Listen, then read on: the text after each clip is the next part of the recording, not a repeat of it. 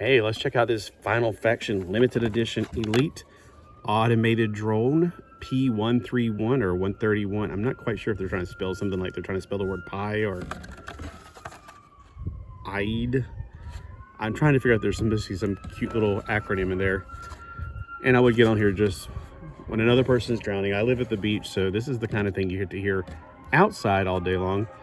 That's why we turn on the air conditioner, and we can't really hear it that well inside. Thankfully, people don't drown as much at night. Well, not that we care. So if you drown at night, you drown on your own. All right, back to this. This is from the Alpha Team 1. This is really cool because it's a robot, and I love mechs, and I have to yell to get over that stupid siren. Oh, bae. What else can you get in this line? Oh my gosh, there's way more than I thought there was.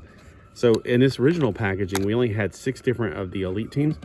There's way more. I thought, see, this is why I didn't think I've seen this one before, maybe.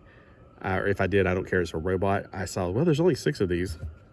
I didn't look at the back of his card. There's way more. So that means that they have put out more since my last understanding of the line were being finished.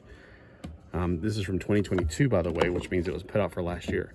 Here is our tiny little mech warrior. He does not have more than 5 points of articulation. I don't even think he has. Nope, he does. I was about to say, I don't think his head moves, so I don't think he has that many. His head moves, but I would be afraid to move it too much because it's like, it doesn't really go anywhere. It kind of is just bendy, like it's something glued it on, and every time you bend it to the left, it kind of recenters itself. He's got a spinning rotation in the arm cannons in his legs.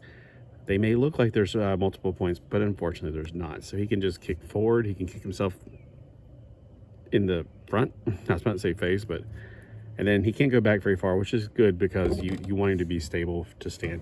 He's not much of a plaything, so to speak. He's more of a, well, I mean, you can play with statues, of course. He's not so much you're going to do much with him except for, there he is, which is great because I didn't try this with him. He stands pretty well. And of course, this guy with the big old feet stands well. He's shortest out of most of these. Well, out of these 3 figures, he's definitely the shortest figure. How tall is he? Well, let's find out. He's part of the 118 scale collection, and he's about, I'd say, between 7.5 to 8 centimeters tall, which means he's only going to clock in about 3 inches tall. So he is shorter. I mean, I personally wish that they would have made him much bigger. So even though he's supposed to be in the 118 scale, I kind of want to play with him in a different scale altogether, where he is a large mech, where inside of that chest right there is a cockpit for a smaller figure, maybe like in this scale right here for the Diaclone series. So this is a work robot, not really a warrior robot, although it does have guns on it, so I guess it is a warrior one.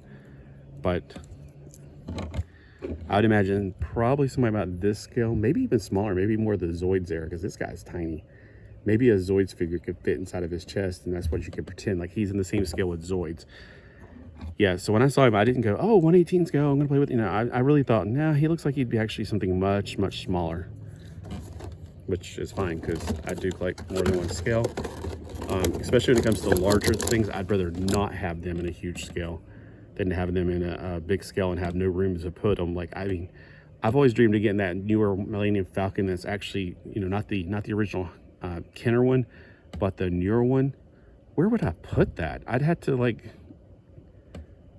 rent a space for it. There's nowhere in my house that I could possibly put something like that, unless I just get rid of my bed and sleep on top of it. I mean, but yeah, so when it comes to spaceships, I've always had to go ahead and just, like, ever since I was a kid, my neighbor gave me the Y-Wing fighter.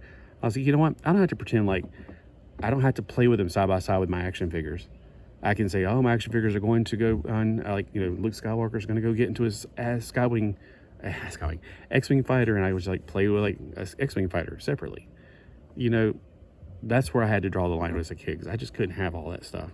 It's too big. So 118 scale for figures, but when it comes to mech warriors or tanks or flying machines, smaller scales are better for me personally. That's me personally. Let me know what you think. Do you think that this looks like it fits in just fine with this scale figure? Or is this really something you're going to have to use with teeny tiny figures like maybe Zoids? Because even that looks like it may be a little bit too big. So let me know, comment below, and I want to hear from you guys how you incorporated this into your world.